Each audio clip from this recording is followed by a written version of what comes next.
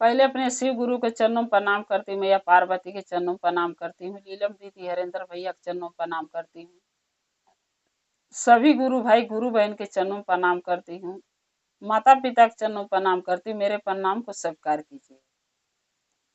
गुरु भाई गुरु बहना कथा सुनाने जा रहे हैं, कृपा करके ध्यान से सुनिएगा। ध्यान से सुनने से ज्ञान मिलता है। आधी अधूरी कथा नहीं सुनना चाहिए, शिव गुरु का अपमान होता है। पूरा कथा सुनने से कथा के रहस्य के बारे में पता चलता है और ज्ञान भी मिलता है कि कथा में क्या बताया गया, क्या समझाया गया, उसका ज्ञान मिल जाता है। इसलिए कथा को हमेशा पूरा सुनना चाहिए ताकि ज्ञान मिले। अगर मेरा एक कथा आपको अच्छा लगेगा तो कमेंट में लिख के जरूर भेजिएगा। चैनल को सब्सक्राइब कर लीजिए, जो भी मैं नया नया वीडियो कथा डालती हूँ आपके पास पहुंचता रहे। आप हमारे कथा को ऐसे ही देखते रहें, अपना प्यार देते रहें। अगर आप मेरे चैनल पर नए हैं तो चैनल को सब्सक्राइब जरूर कीजिएगा ताकि हमारे कथा आपको मिलता रहे, आप देखते रहें।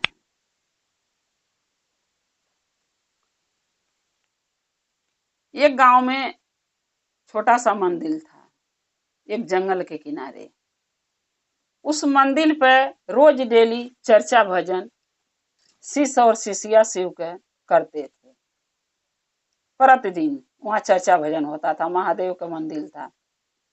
उसी जंगल में एक बानर एक बंदरिनिया दोनों रहते थे।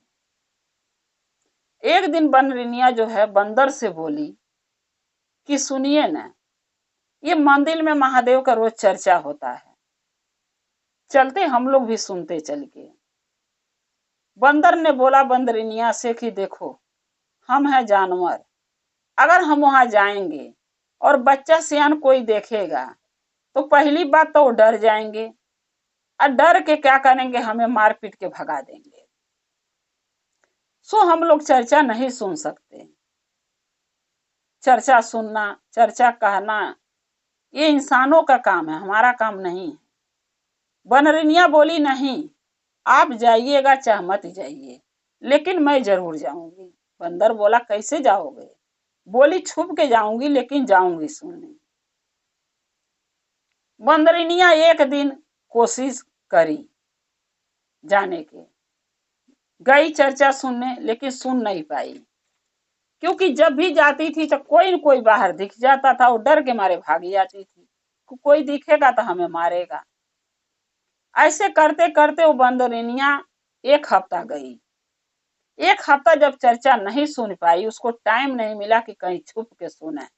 कहीं न कोई जरूर दिख जाता था इंसान, चाहे बच्चा चाहे सियान, तो डर के मारे भाग जाती थी।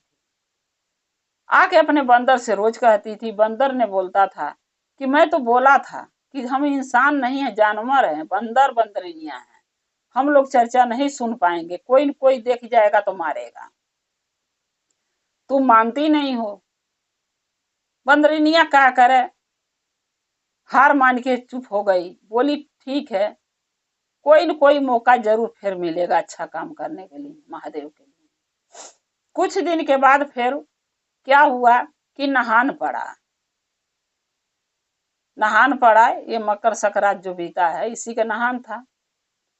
सब कोई नहाने जाने लगा तो बंदरिनिया देखी कि सब कोई गाड़ी से जा रहा है, कोई बस से जा रहा है, सब नहाने जा रहे हैं।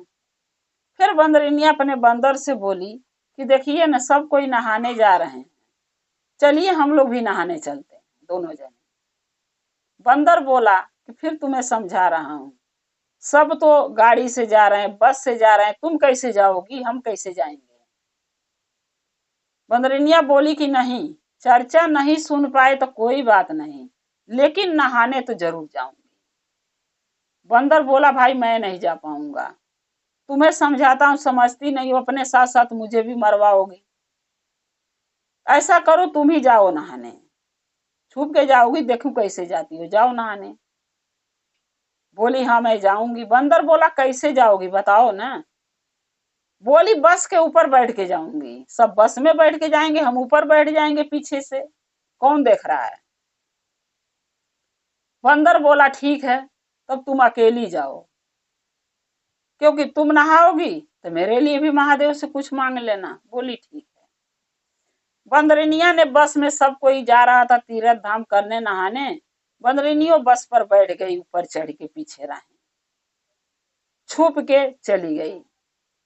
जब नदी में लोग नहाने के लिए नदी के घाट तक मनई पहुंच गए, सब बस से उतर के जाने लगे। बंदरिनिया सोची कि अगर साथ में लोन के हम जाएंगे तो हमको लोग मारेंगे, कहेंगे कहां से आ गई, जानवर समझ के कोई भी मारेगा।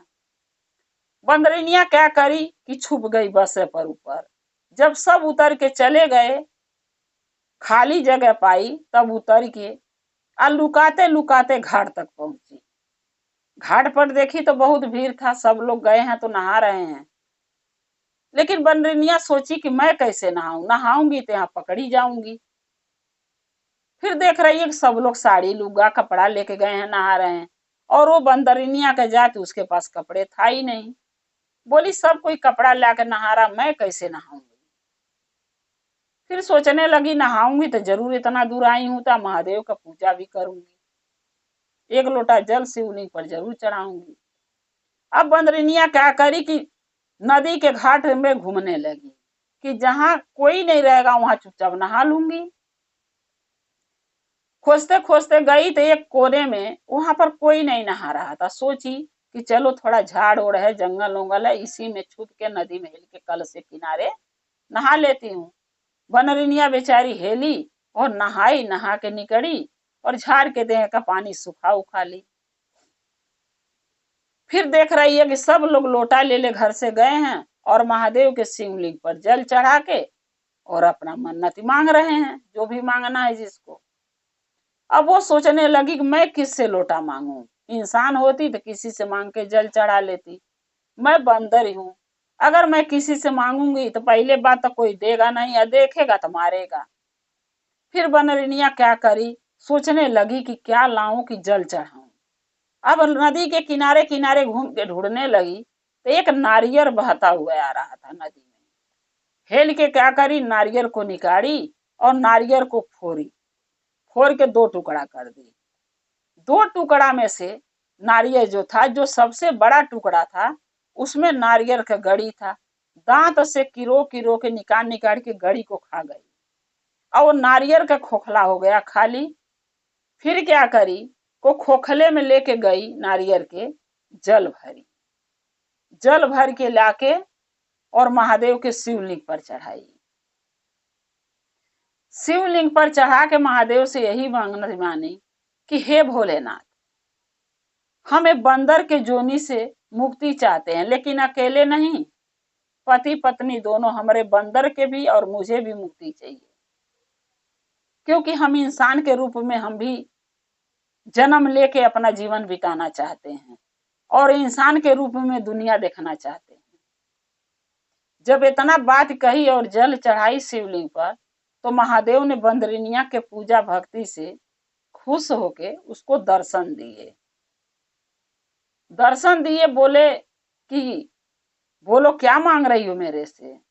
बंदरिनिया दोनों हाथ जोड़ के और महादेव के चरणों पर गिर के बोली कि हे भोलेनाथ, किस जन्म में हम लोग क्या पाप किए थे, पति पत्नी की बंदर बंदरिनिया के जन्म आपने दिया, लेकिन इस जन्म में तो मैं अच्छा कर्म कर रही हूँ, इतना कोशिश करी हूँ तो आपके जल चढ़ा पाई हूँ।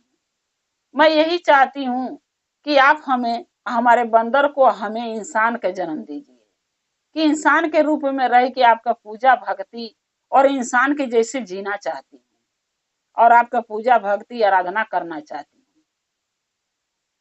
महादेव बोले ठीक है, तुम्हारे पूजा भक्ति से मैं बहुत खुश हूँ। महादेव क्या किए, उसको लड़की बना दिए। जब उसको लड़की बंदरिनिया बना दिए, खूब खूबसूरत लड़की बना दिए, बंदरिनिया बहुत खुश हुई लड़की के रूप अपना देख के। फिर बोले, बंदरिनिया बोली महादेव से कि हे भोलेनाथ, मेरे पति को भी तो बनाइए, आखिर वो बंदर रहेंगे मैं इंसान रहूंगी तो कैसे हम दोनों एक साथ रहेंगे। महादेव बोले कि देखो, तुम पूजा भक्ति की, जल चढ़ाई, तुम्हारे पूजा से खुश होके जो तुम मांगी मैंने तुम्हें दिया। अब रह गया तुम्हारे पति की बात, तो तुम्हारे पति के इंसान बनने का बस एक कारण है, उसी कारण से वो इंसान बन सकता। बोली कैसे, महादेव बोले कि अगर कोई इंसान तुम्हारे पति को यानी बंदर को मार देगा, अब मार के जब जलाएगा आग में, तो आग में से जब वो निकलेगा तो एक 18 साल के लड़का के रूप में उसका जन्म होगा। ये बंदर के जोनी से मुक्ति मिल जाएगी और इंसान के जोनी में उसको जन्म मिल जाएगा। बंदरनिया बोली ठीक है। अब महादेव इतना कह के फिर शिवलिंग में समाहित हो गए और बंदरनिया सोचने लगी, यानी वो लड़की सोचने लगी कि अब मैं क्या करूं, कैसे उनके, कौन सा इंसान ऐसा होगा जो ये सब करेगा। अब वो चुपचाप खड़ी होके एक जगह सोच रही है। उतना में एक राजा का लड़का घोड़े पर सवार होके नदी में नहाने के लिए आया। नदी में नहा के जब एक लोटा जल लेके महादेव के शिवलिंग पर चढ़ाने जा रहा था, तो जल ले आके महादेव को चढ़ा दिया। चढ़ा के अब महादेव से विनती प्रार्थना करके सोचा कि अब घर चलूं। तबले उस लड़की पर उसको नजर पड़ी, वो राजा के लड़का का, राजकुमार का। उस लड़की के देख के वो मोहित हो गया, क्योंकि खूबसूरत थी। वो लगा सोचने कि अगर ये मेरी पत्नी बन जाए तो इसके साथ मेरा जीवन हंसी खुशी बीतेगा। लेकिन उस लड़की से वो कुछ नहीं बोला। वो सीधा घरे गया। घर जाके चुपचाप घर में जाके सो गया। घर वाले परेशान, राजा परेशान, रानी परेशान कि मेरे बेटे के क्या हुआ कि चुपचाप जाके सो गया, कुछ बोला ही नहीं, कहाँ से आया, कहाँ गया था। जब रानी ने पूछने गई तो राजा के लड़का ने बोला कि माँ मुझे अकेला छोड़ दो। रानी बोली क्यों? बोला वैसे ही, मुझे अकेला छोड़ दो, मैं अकेला रहना चाहता हूँ। ये बात रानी जाके राजा से बोली कि लड़का तो ऐसे ही हमारा बोला है। राजा गए, बोले क्या हुआ बेटा, बोलो। अगर तुम्हें कोई कुछ बोला है, मारा है, कुछ कहा है तो मुझे बताओ, मैं इस देश का राजा हूं। कोई हमारे बेटे को दुख नहीं दे सकता, कोई भी। बताओ कौन बोला, क्या बोला है? बोला पिताजी कोई कुछ नहीं बोला मुझे। बक तब राजा बोले क्या हुआ तुम्हें, बताओ क्या परेशानी है। राजा का लड़का नहीं, राजकुमार बोला पिताजी मैं आज नदी में नहाने गया था, नहान था, और नहा के मैं एक लोटा जल जब महादेव के शिवलिंग पर चढ़ा के सोचा घर आऊं, एक लड़की वहां मिली, बहुत खूबसूरत थी, उसके ऊपर मेरा निगाह पड़ा। अब मेरे को उससे प्यार हो गया, मैं उससे शादी करना चाहता हूं। राजा बोले कि कोई बात नहीं, इतनी बात में क्यों दुखी हो, तुम एक राजकुमार हो, मैं राजा हूं। कोई भी लड़की, चाहे वो गरीब घर की हो चाहे अमीर घर की, अगर तुम्हें पसंद आ गई है तो शादी तुम्हारी उसी से मैं करूंगा। तुम एक बार बोलो तो कौन सी लड़की है, चलो दिखाओ मुझे। राजा के लड़का अपने माँ बाप के यानी राजा रानी को ले आया और लड़की से मिलवाया। लड़की बोली कि नहीं, मैं ऐसे शादी नहीं कर सकती हूँ इनसे। राजा बोले क्यों, हमारे बेटे में क्या कमी है? वो लड़की बोली आपके बेटे में कोई कमी नहीं है, लेकिन मैं किसी की पत्नी हूँ, अपने पति की जियत में मैं शादी दूसरे लड़के से नहीं कर सकती। राजा बोले तुम्हारा पति कौन है? लड़की बोली मेरे पति एक बंदर है। राजा बोला बंदर, तुम एक लड़की हो, बंदर है, कैसे पति बन गया? अपनी सारी कहानी वो लड़की बताई कि मैं भी एक बंदरनिया थी और महादेव के जल चढ़ाई हूं, तो महादेव मुझे एक लड़की के रूप में जन्म दिए हैं दोबारा, क्योंकि मैंने मांगी हूं कि जीवन इंसान का जो दिए हैं। मेरा बंदर अभी जिंदा है, जब तक उनको कोई मारेगा नहीं मैं शादी नहीं कर सकती। अगर आपका लड़का, राजा से बोली, अगर आपका लड़का हमारे बंदर को मार दे जान से तो मैं शादी कर लूंगी। राजा का लड़का बोला इतनी सी बात है, मैं तुम्हारे पति को तो जब चाहूं जब मार दूं, इतना मैं शिकार जाता हूं, करता हूं जंगल में, शेर का, हर जानवर का, तो तुम्हारे पति में बंदर मारने में क्या दिक्कत है, मैं मार दूंगा, तब तो शादी करोगी? बोली हाँ। अब राजा का लड़का ने क्या किया, बंदर के तलाश में जंगल में निकल गया।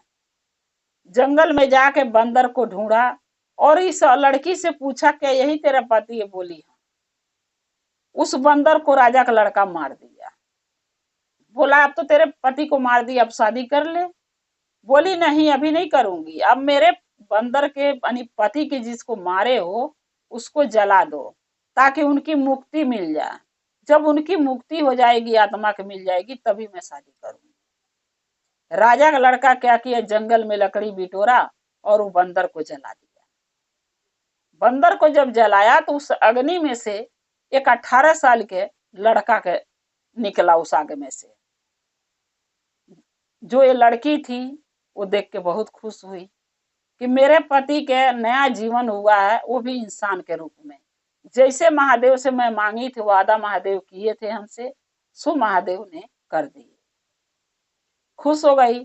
लेकिन राजा का लड़का दुखी हो गया, बोला आप शादी कर लो मेरे से। बोली नहीं, लड़की बोली नहीं, जब मेरे पति मेरे सामने है, मैं भी बंदरिनिया से इंसान बन गई, वो बानर से लड़का 16 से 18 साल के लड़का बन गए, तो मैं फिर दोबारा इन्हीं से शादी करूंगी, तुमसे नहीं करूंगी। राजा के लड़का को मना कर दी।